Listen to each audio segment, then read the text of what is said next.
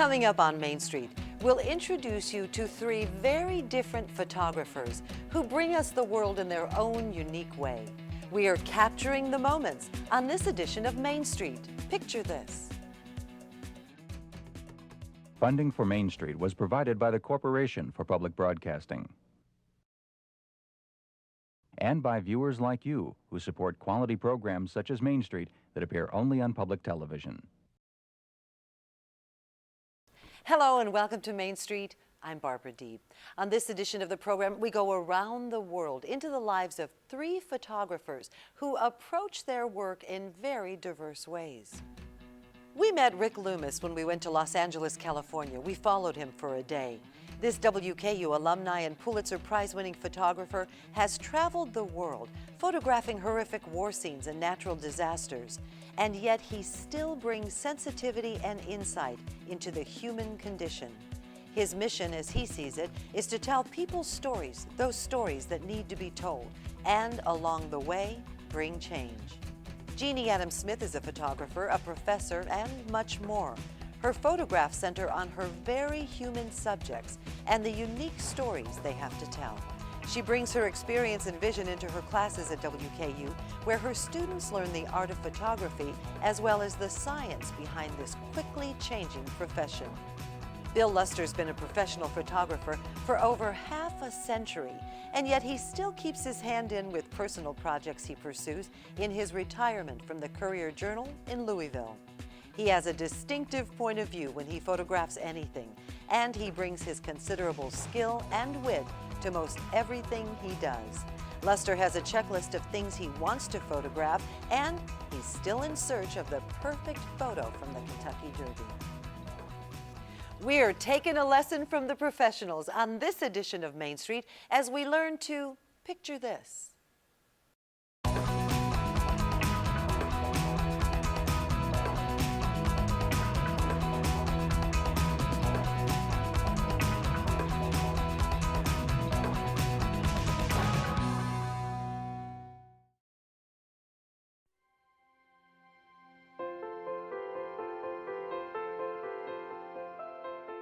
I mean, I think I'm a storyteller, I'm an adventurer, you know. I'm just a very curious person who wants to somehow make a difference. You know, when I was picking like a career or a direction of what to do, you know, I had things I wanted to do. I wanted to be a veterinarian, I wanted to be an architect, and I was interested in photography. And of those, I thought photography is something I could see myself doing. I'm not in an office, I'm outside. And then once I discovered photojournalism, my world kind of opened up, you know, where I was trying to get people out of my pictures all the time and just photograph nature and beauty. Now I was incorporating people and their emotions and their stories. So, you know, it's always, in my mind, it's about telling other people's stories that need to be told. My concentration, you know, when I'm doing my job is to not be part of the story.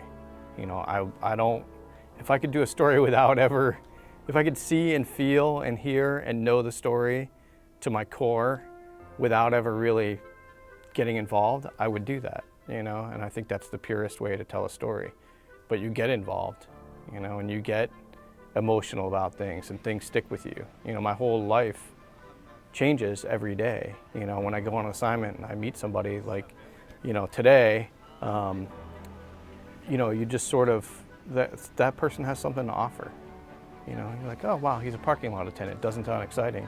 But then he starts talking deep and he's like, be in the moment, live in the moment. And you get all these lessons. You're like, I didn't plan on learning a lesson today. And you learn something, you know, and that sort of becomes a part of you a little bit, you know, and I value that. I don't think there's too many other jobs where you get to go out and meet somebody new every day and gain from their experiences. I mean, I cherish that, I value that, and I respect that. Well, I guess I should say I never set out to be a war photographer. There are people, you know, who that's their thing. They want to be a war photographer. That was never my mission. You know, I happened into it, and, you know, after the first time it happened, and I went and gained experience and knowledge on how to work in those environments, you know, I found that I could work in those environments and I could tolerate, you know, these extreme conditions and the things you see and all of that, and come back and, you know, be a somewhat normal person. So, you know, at that point it becomes a duty, because, you know, we have a large staff here, but not everybody wants to go and do that. So, you know, I feel like if I'm asked, I need to go, you know, and I have rarely said no. I mean, probably the toughest story that still lives with me is probably Fallujah. You know, that probably still lives in my heart and my core a lot. I'm still in contact with, you know, people I was in Fallujah with 10 years ago, and, you know, I think about them a lot because a lot of them are not doing well. And it was you know, the most intense time in my life. I really thought I was going to die, and you know, I was fearful. I'm not often fearful, and I really thought, I actually lost the inability to do my job for a very short period of time. I was not functioning, you know, and you know, there was like a barrage of gunfire and RPGs, you know, coming at the building I was in, and I just dropped everything and I put my head under a mattress. And I don't know how long I was under that mattress, but I just, at one point I thought, I need to do what I'm supposed to be here doing. Like, I can't help what's happening right now, but I just need to keep working. And you know, it was a tough day and a tough time. And, you know, I just went to a reunion with all these guys. Probably, it was in March, I think. And, you know, I'm still connected with them, and that I value that. So, you know, yeah, I get paid the same amount of money if I'm sitting on the, you know, courtside at a Lakers game as I do when I'm covering a war. So some people think that's kind of stupid, but I think I'd rather be covering people living in extreme situations and trying to survive than, you know, Kobe Bryant running down a basketball court. So it's just personal choice. I mean, I feel like there's more of an opportunity to make a difference and make a statement if you do that sort of work. I really think you just work, and then if something good comes of it, that's great too.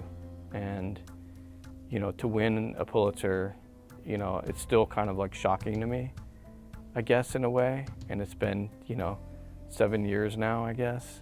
And I kind of still, it's hard to fathom. But it opens doors, I think, in ways. It earns the respect from, you know, my peers and my bosses, and I think that's great. I'm sure it's afforded me opportunities that I wouldn't have otherwise had, you know, and I appreciate that, you know, and it was for a story about, you know, the world's oceans and their decline, and I think that's an important story, and being recognized with the Pulitzer Prize for that story, I can't ask for anything more. You know, I really think if that gives that story a little bit, you know, longer legs, all the better. You know, I grew up as a scuba diver. I've been in the ocean since I was a kid. I love it, I value it, I respect it, and I'm really sad for it. So, you know, even just getting to work on that story was amazing to me. I mean, I got to go to all these amazing places that I would never have seen before. I mean, the sad thing was I saw the worst things that you could think of in those places, you know, ocean pollution, plastics, you know, all this stuff. But I got to be there and tell the story out of it. So, yeah, Pulitzer, I don't know. It just happened.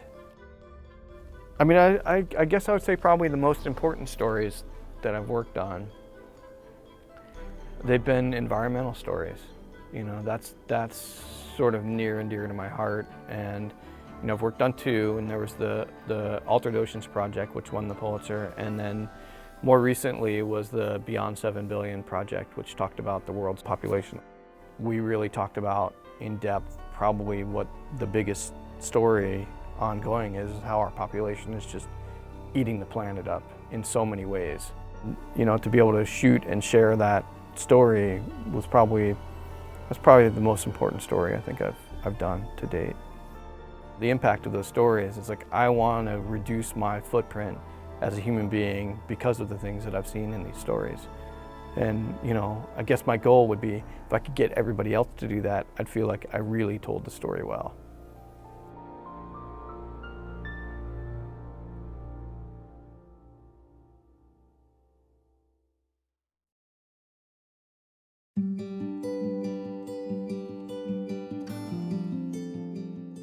What you can capture in a still picture is frozen emotion. And so what I try to do is look for eye contact, look for people that are engaged with each other in some way, and just kind of be the fly on the wall and capture those moments. That's what I think that's what the real heart of my passion gets to, is being able to tell people's stories through their emotional connections. But my talent, my passion is to really find the real moments, to look into people's eyes and to let you look into people's eyes and really feel their emotions, because I think that's a true way we can connect with other people through still photography.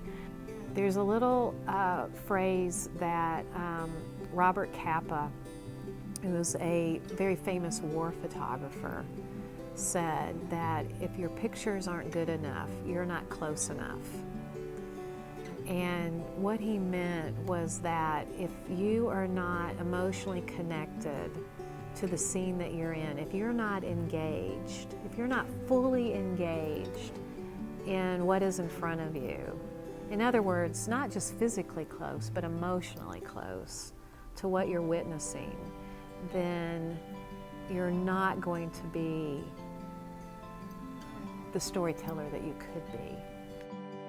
The very first courses I took at Western was a basic reporting course and the basic photojournalism course with Dave LaBelle.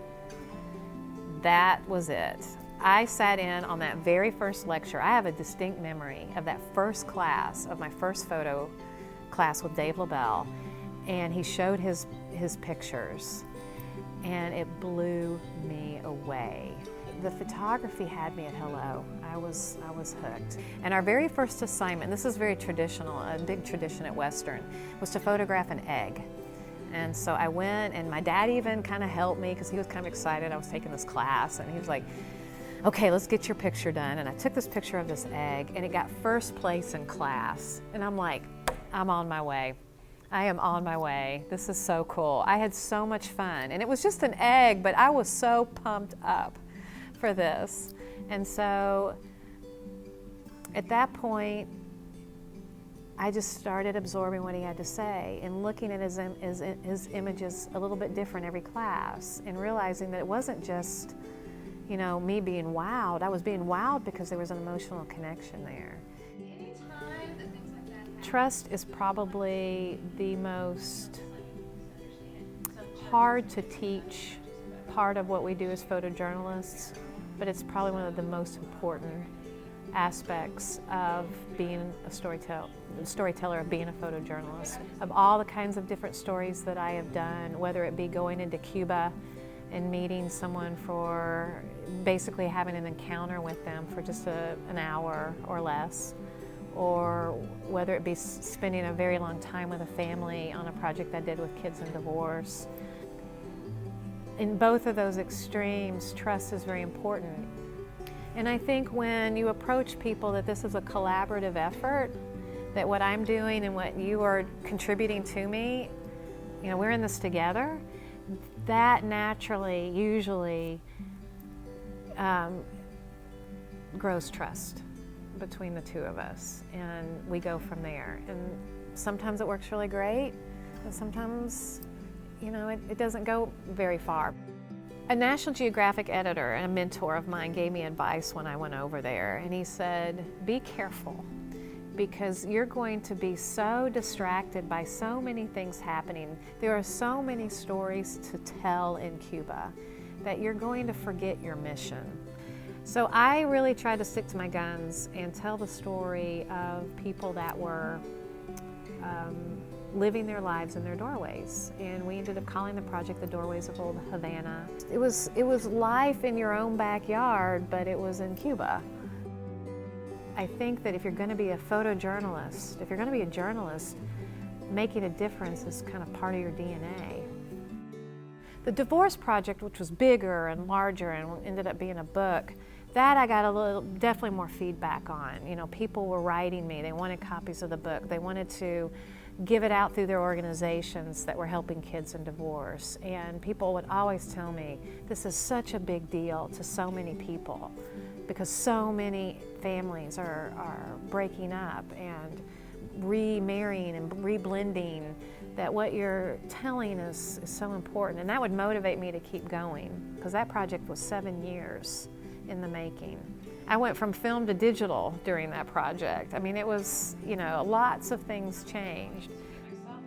One of the hardest parts of being a teacher of this, of photojournalism, is reminding students that what they're holding in their hands, those cameras, are going to be different in 5 years. And all of that technology is getting better and bigger and stronger and faster.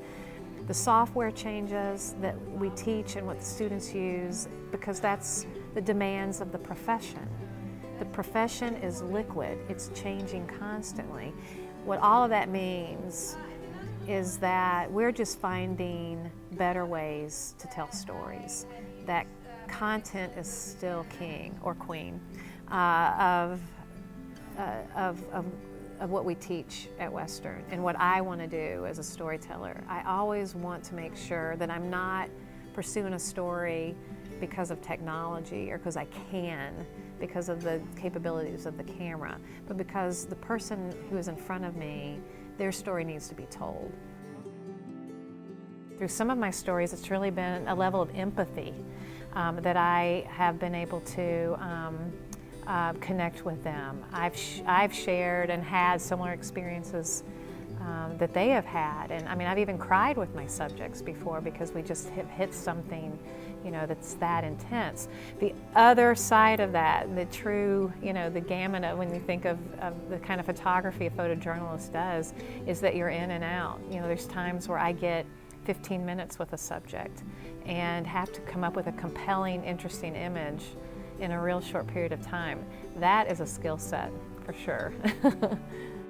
It always makes me laugh when people say, they see my pictures and they're like, you must have a good camera.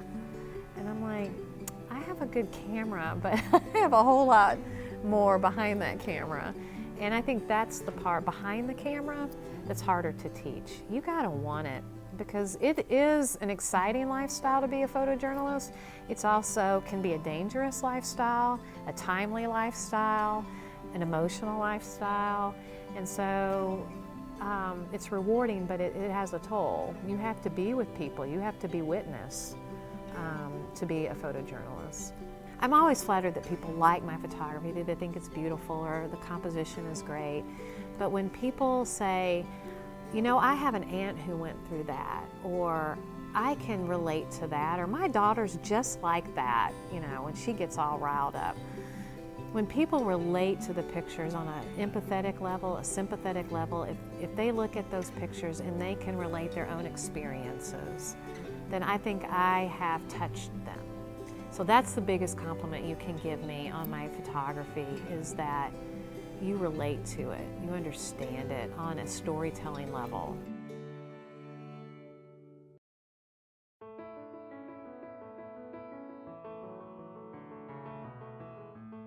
I retired as a photographer from the Courier-Journal. I'd worked there from 1969. I'd worked there in several capacities. A photographer, I worked there as director of photography. I worked there as chief photographer, but I prefer to say that I worked there as a photographer. Diminutive in stature, it was around the age of 10, while recovering from a hospital stay for a growth program, that his mother handed him a camera. By the age of 14, the young photographer was covering local Little League baseball games for the Glasgow Republican. 2 years later, he was working for the Glasgow Daily Times. And by the age of 20, he was working with the Louisville Courier-Journal. After a short stint with National Geographic, he returned to the Derby City to share his unique visual point of view. Well, I see things differently than most people anyway, because of my size. and the difference between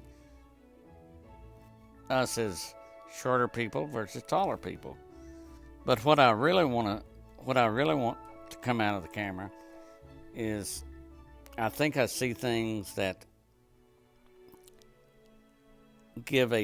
not only give a different perspective on what I'm seeing, but hopefully I'll shoot a picture in such a way that gives the viewer additional information that the average viewer might not think about. A lot of the time, I'm not making pictures. A lot of the time, I'm walking around a situation trying to compose a picture. Now, what if I move over here? Is it better because of the foreground, background, or is it not so good? So, and I'll just walk into that situation, and when I get to the point where I'm ready, that's when I move in place and make the photograph. When I get into that situation, when a subject lets their guard down, first of all, they trust me, or else they wouldn't have me there. And I try to repay that trust. And that's when I start making pictures that are true, real documentary pictures. And that's the kind of pictures I like to make. I won't say that I was there, but I was going in the direction I wanted to go. And if there was any one moment, it was 1968. Because you're in the middle of the civil rights movement, and you're in the middle of chaos in terms of Kennedy had been killed in 1963, and then the chaos from 63 through 68, and then the assassinations of Dr. King and Bob Kennedy. I mean, I was doing documentary photojournalism then, and it hadn't been much fun since. But from 68, from then on, I could tell I was moving in the direction I wanted to go. That direction found the young photographer searching out anything presidential, including a close encounter with then-President Lyndon B. Johnson during a visit to Louisville. Just as Luster was about to take the winning photo, the camera wouldn't work. The flash bulb wouldn't work. So President Johnson says to me, he said, "Son, you just take your time." So I'm thinking, well, that's pretty cool. So I tried it again, it wouldn't work. So I'd read in one of the magazines, Popular Photography, that if you take a bit of saliva out of the corner of your mouth and put it on the bulb, it would work every time. Well, I did that, and Mr. Nicely gets into place. I photographed it, the strobe worked, and off the president goes. So I'm thinking, this is kind of fun, So then from then on, I just photographed every situation after that. Well, I love to photograph people. That's what it's all about. I would like to think that what I did in photojournalism made a difference to the people of the state of Kentucky and outside the state of Kentucky. I worked for the best newspaper in the state of Kentucky, and I'd like to think that made a difference in the people that I covered over the years, because we covered a great variety of people during those years, and I covered a lot of stories that made a huge difference in the state. I would like to take a photograph that would be a photograph from my heart, a photograph that would say a lot about me, but most of all, it would say a lot about the subject that I would be covering. And it would be a photograph or photographs that would become historical, and the viewer would be glad after they viewed those photographs that they've seen it. If I had to pick one situation that I would love to photograph at a certain point in time, it would be a very historical picture from the Kentucky Derby. I photographed 49 Kentucky Derbies. I haven't made that picture yet, but I'd like to get a very historical picture from the Derby, and I don't know if I'll ever get it or not. This coming year will be my 50th Derby, So, and I'm gonna keep going till I get it. So if I get it this year, that's a bonus.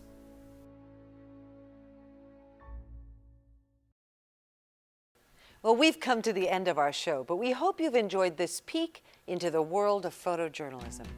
Rick Loomis showed us the horrors of war and the beauty of the oceans through the photos he's taken for the LA Times. His years of photography have taken him into some of the best and worst areas of the world and taught him that his photos have a lasting impact on the viewer and the photographer who took them. WKU photojournalism professor Jeanie Adams-Smith looks at the human face as the ultimate way to tell a story. She shares her vision on storytelling through photographs with her students and teaches them more than the techniques behind the perfect picture. Retired professional photojournalist Bill Luster has had 50 years to perfect his craft and still has a list of things he wants to do. His photos have graced publications such as National Geographic and the Courier-Journal and show his very distinctive point of view in every frame he's produced. We're always looking for new stories to tell, so if you've got one, be sure to share it. Our producers would love to hear from you. You can check out our webpage at the address on your screen, and you can find archived editions of the show there as well. We welcome any questions, comments, or story ideas. Until next time, I'm Barbara Deeb, and remember, we're just around the corner on Main Street.